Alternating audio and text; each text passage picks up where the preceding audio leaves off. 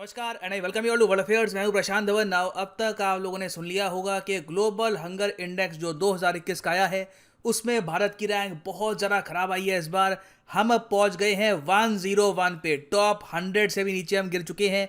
पाकिस्तान से भी पीछे हैं, बांग्लादेश से भी पीछे हैं, कई कंट्री से पीछे गिर चुका है इंडिया। और पिछले साल हमारी रैंक थी 2020 में 94।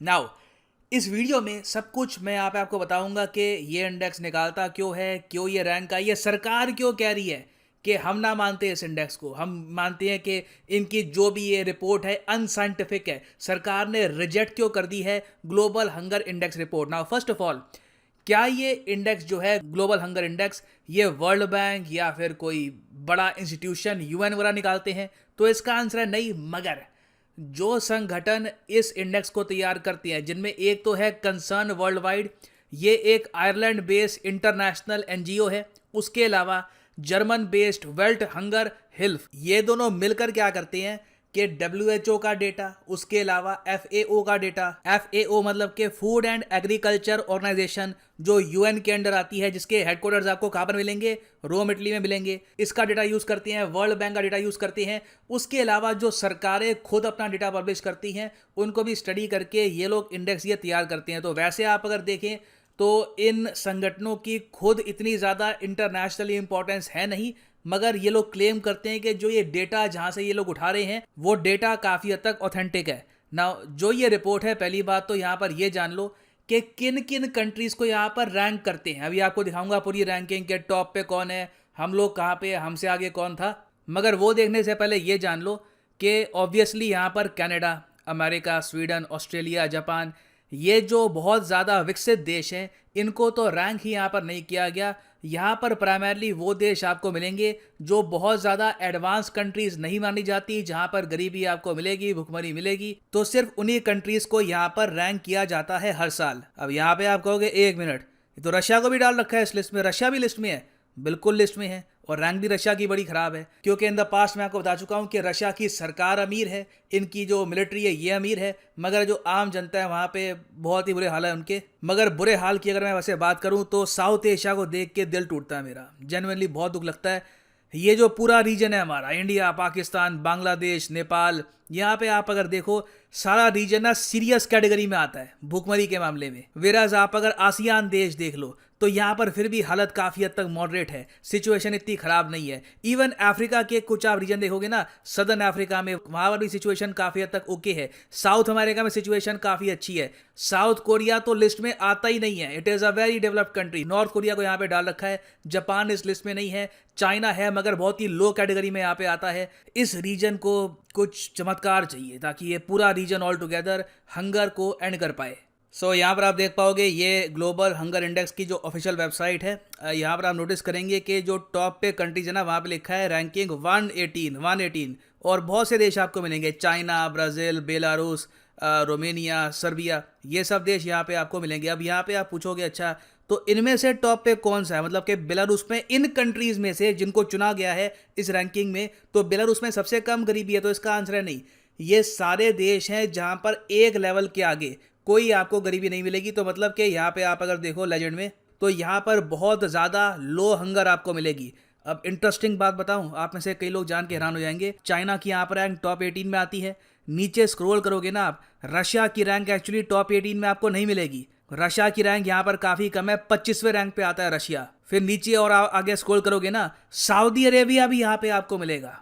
सऊदी अरेबिया के बारे में सुनते ही हम सोचते हैं कि अरे वहाँ पे तो बहुत ज़्यादा अमीरी होगी और बिल्कुल ऑयल है, वहाँ पे शेख हैं। देखो बिल्कुल वहाँ पे कई लोग जो अमीर हैं तो ऐसे अमीर हैं कि दुनिया दिखती है। जो गरीबी है वहाँ पे वो भी एग्जिस्ट करती है। सऊदी अरेबिया में बहुत से लोग आपको गरीब ही मिलेंगे। फिर आप अगर नीचे स्क्रॉल करोगे तो आपको मिलेगा ईरान। और इंडिया की रैंक आप अगर देखो तो ये आती है 100 से भी दूर। हम लोग अब यहाँ पे पहुँच गए हैं 101 पर। और पाकिस्तान की रैंक आप अगर देखो तो ये 92 पे है। ओवरऑल आप अगर देखो ना तो पूरे साउथ एशिया में सारी कंट्रीज जो है, मेजर कंट्रीज, उनकी रैंक गिरी है। पाकिस्तान की रैंक पिछले साल थी 88, ये गिर के आ गया 92 पे। हमारी रैंक हुआ करती थी 94, हम अब और गिर गए हैं 101 पे।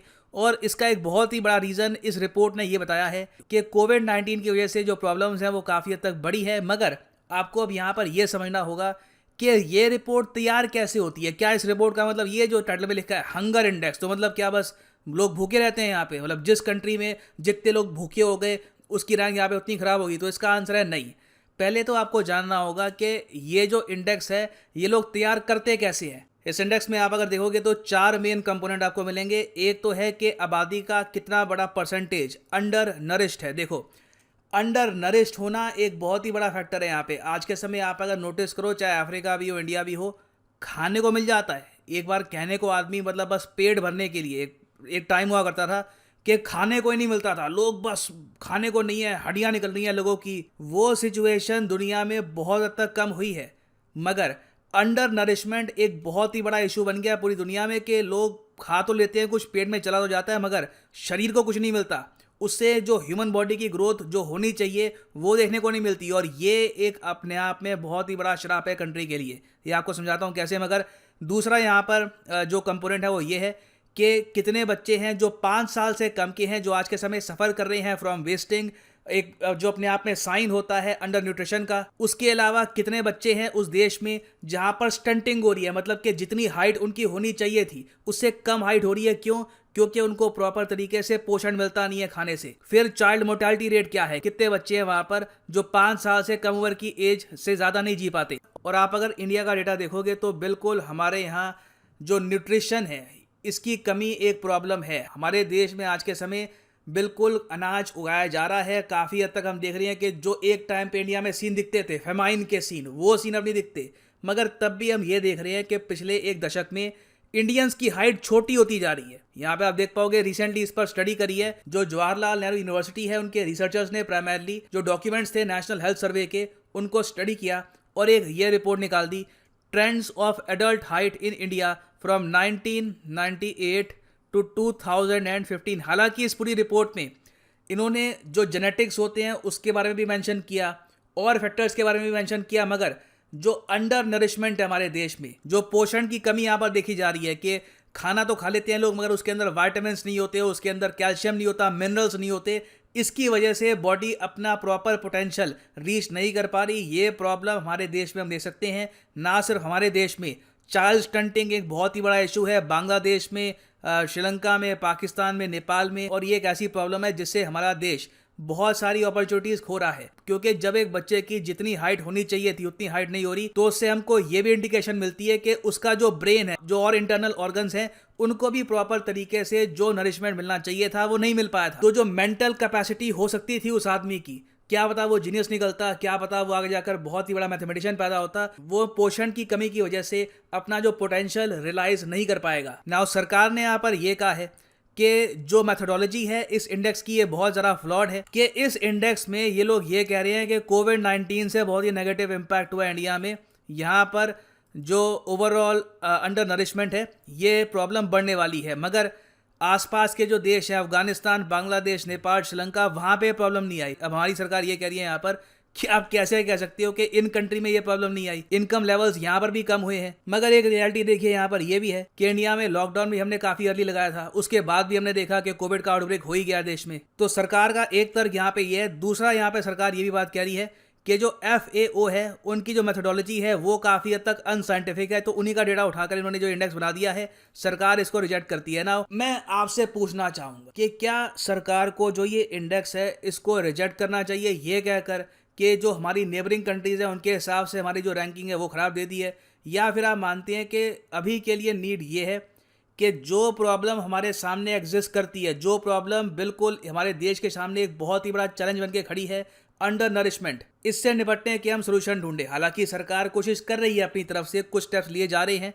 रिसेंटली प्राइम मिनिस्टर ने 35 नई जो क्रॉप वैरायटीज़ हैं ये लॉन्च करी हैं। ये क्लाइमेट चेंज से भी लड़ पाएंगी, मतलब कि क्लाइमेट चेंज कल को ज़रा इम्पैक्ट डालता है तब भी इन क्रॉप वैरायटीज़ को ज़रा इम्पैक्ट होगा नहीं, और जो माल न्यूट्रिशन की प्रॉब्लम है उससे भी ये क्रॉप वैरायटीज़ निपटने में हेल्प करेगी। मगर लॉन्ग रन में हमें कैंपेन शुरू करना होगा। ऑलरेडी हमारे प्राइम मिनिस्टर कह चुके हैं वैसे कि जो सितंबर का महीना है हर साल उसको हम सेलिब्रेट करेंगे एज न्यूट्रिशन मंथ, मगर इसके बियॉन्ड हमें बहुत ही मास लेवल पर फूड में जो इम्पोर्टेंस होती है विटामिन्स की, मिनरल्स की, इस पर खास फोकस करके लोगों में अवेयरनेस लानी होगी कि न्यूट्रिशन बहुत ही ज़्यादा इंपॉर्टेंट है। और ऑफ कोर्स ये सब करने के लिए सबसे कोर मैं कहूँगा इम्पॉर्टेंट बात यही है कि लोगों की इनकम लेवल्स हमको रेस करनी होगी। इसके लिए ऑफ कोर्स मैन्युफैक्चरिंग पे हम फोकस कर रहे हैं, मेक इन इंडिया पे फोकस किया जा रहा है, बहुत सारी कंपनीज को भारत में लाया जा रहा है ताकि ओवरऑल जॉब्स क्रिएट हों, लोगों के इनकम लेवल्स राइज करें, वो खुद ही अपने आप धीरे धीरे जो अपना न्यूट्रिशन है इंप्रूव करें। बट यहाँ पे लिखिएगा कमेंट सेक्शन में अभी के लिए कि क्या आप गवर्नमेंट की जो स्टेटमेंट है इससे एग्री करते हैं या फिर डिसएग्री करते हैं।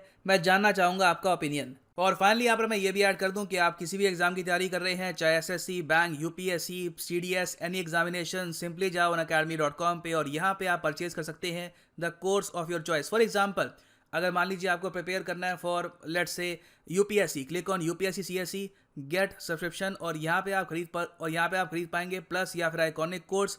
और जो भी प्राइस यहाँ पे लिखा है पे करने की आपको आवश्यकता है नहीं, सिंपली यहाँ पे कोड यूज करो PD10 and the prices will drop. Prices अपने आप यहाँ पे गिर जाएंगे and you can save money. So use the code PD10 and save your hard and cash. So इसी नोट के साथ ये है वीडियो कांत। Thank you for listening and as always God bless you all.